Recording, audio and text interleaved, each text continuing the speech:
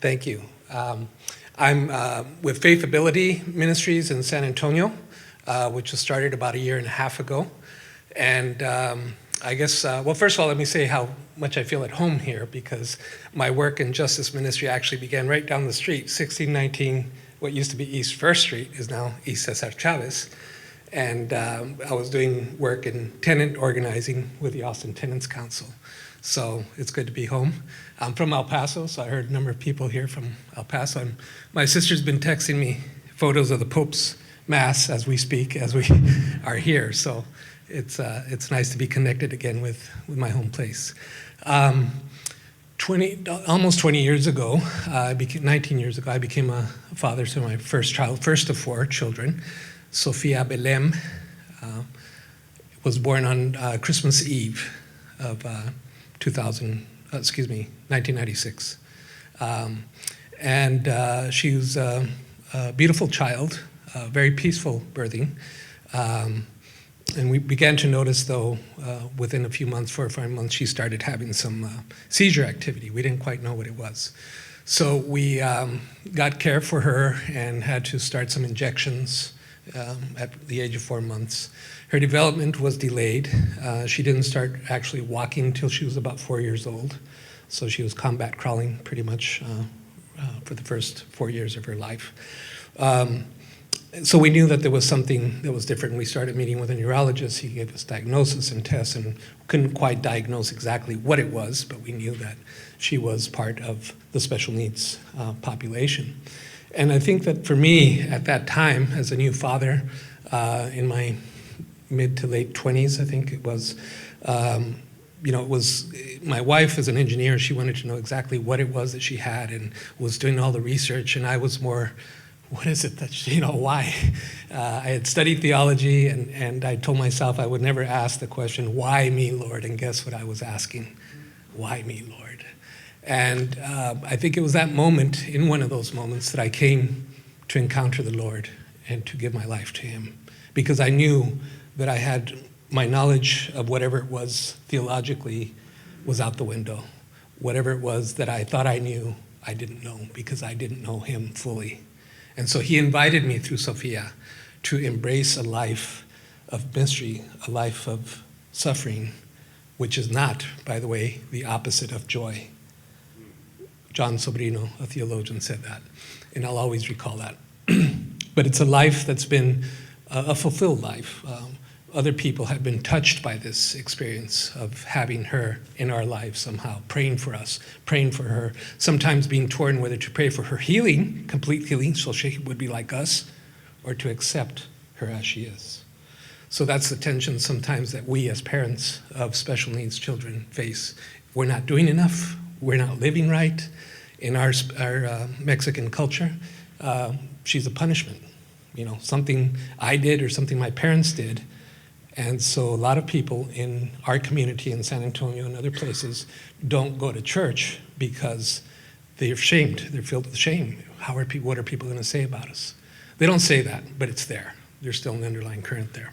So when I was discerning in terms of ministry, and I was also working later worked for an organization and traveled to different countries and visited homes, special needs community, and I could hear in the very first visits, this is your community, Daniel. This is the community that I've called you to be a part of, and you're special because of that. I don't call everyone to this. And so for me, hearing that from the Holy Spirit drew me to a spirituality which some of you may be familiar with, l'Arche, the l'Arche movement, founded by John Vanier, and probably better known through Henry Nouwen's writings and experiences.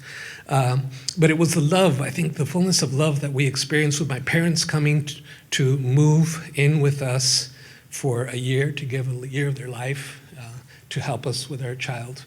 It's these prayers, like I said. So I said, why can't other families experience this? Why should we be the ones? So when the Lord I was praying to the Lord and asking what ministry, what it is, where could I plant a church? Was it with a Latino community? Was it, in a low income? My community is a special needs community. And so I felt really that this was the Holy Spirit was working and that I needed to go down that route. So we've started Faithability first as a worshiping community. On Sunday mornings, we gather at the Ark of San Antonio, which is a social service agency. They give us a bargain of a deal, $25 for the whole building. And so it's a wonderful partnership that we have with an agency, but more so these families feel comfortable there.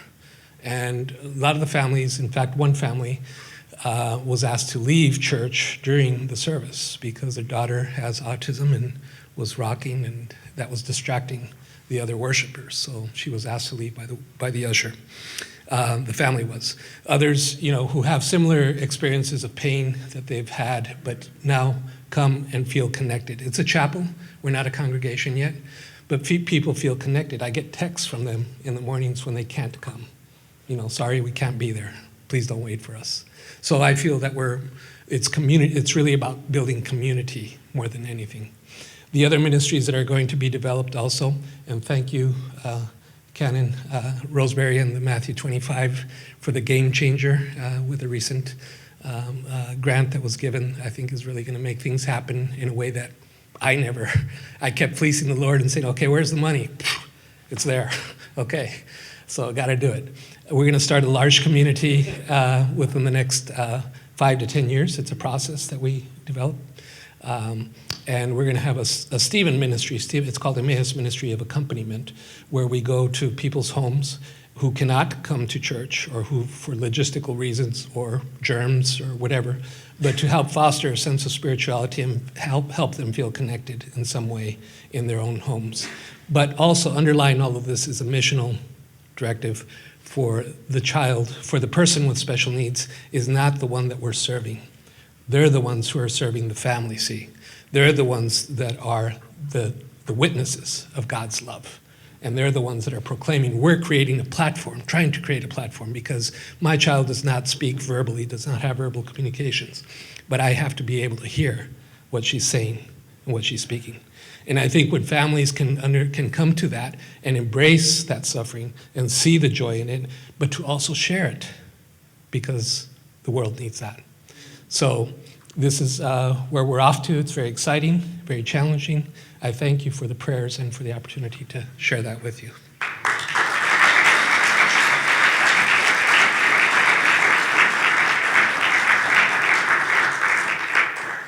Isn't that amazing? We have church planting for special needs families. It's just beautiful. If you haven't read Jean Vanier, he's of our tribe, and you should. That man unravels me in split seconds. He's incredible. Thank you, Daniel.